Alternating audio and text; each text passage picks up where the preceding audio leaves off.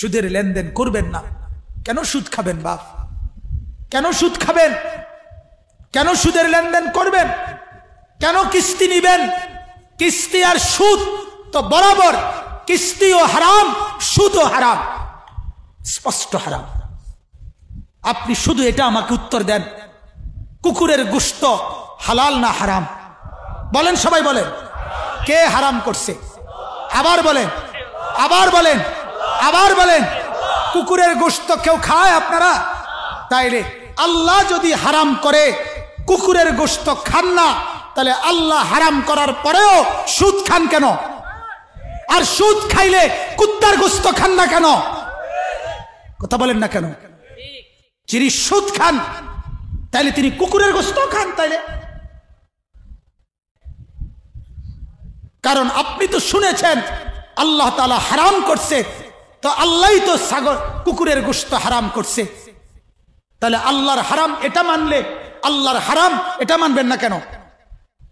কথা বলেন না কেন? যদি বলেন সম্ভব না চলা, আল্লাহর কসম সম্ভব। হালাল পন্থায় ইনকাম করে চলা সম্ভব না অসম্ভব? সম্ভব, সম্ভব। আল্লাহর কথা মিথ্যা হয় না। লা ইউকাল্লিফুল্লাহু নাফসান ইল্লা উসআহা। আল্লাহ কারো উপরে সাধ্যের অতিরিক্ত কিছু চাপিয়ে দেয় না। অতএব আমার কথা রাগ হবেন না, আমি একটু শক্ত বলছি, আর একটু শক্ত বলছি শুধু এই উদ্দেশ্যে, গুনাহ ছেড়ে দেন, গুনাহ ছেড়ে দেন।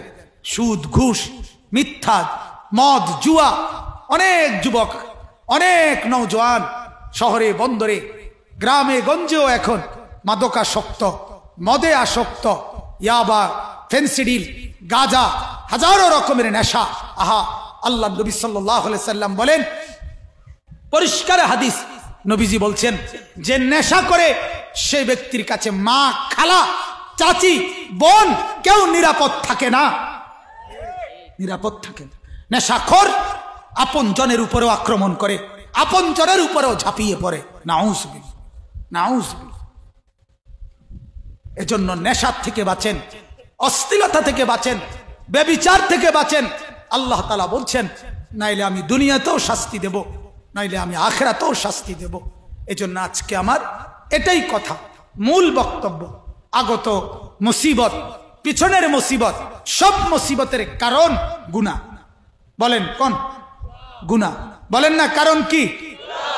গুনাহ। গুনাহ। আবহাওয়া পরিবর্তন, জলবায়ু পরিবর্তন, সাগরের তলের মাটি সরে গেছে, এই হইছে সেই হইছে, এডি হইছে কা? মাটি সরে গা। কথা বলেন না কেন? আবহাওয়া পরিবর্তন হইল কেন? জলবায়ু পরিবর্তন হইল কেন? যাই বলেন, মূল কারণ গুনাহ। মূল কারণ কি? এজন্য গুনাহ ছেড়ে দেন। বিশেষ করে নারী কেন্দ্রিক জিনা, ব্যভিচারের গুনাহ। বলেন ইনশাআল্লাহ। আর এক্ষেত্রে আল্লাহর কোরআন এবং রাসূলের হাদিসের বক্তব্য হলো, নারী কেন্দ্রিক গুনাহ, জিনা, ব্যভিচার, অশ্লীলতা, বেহায়াপনা হবে না একটা জিনিস শুধু যদি ঠিক রাখে, সেটা হলো এই নজর। সেটা কি বলেন? নজর।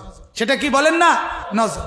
এজন্য আল্লাহ তাআলা সূরা নূরের মধ্যে প্রথম আল্লাহ বলছে এটা, কুল্লিল মুমিনিনা ইয়াগুদ্দু মিন আবসারিহিম।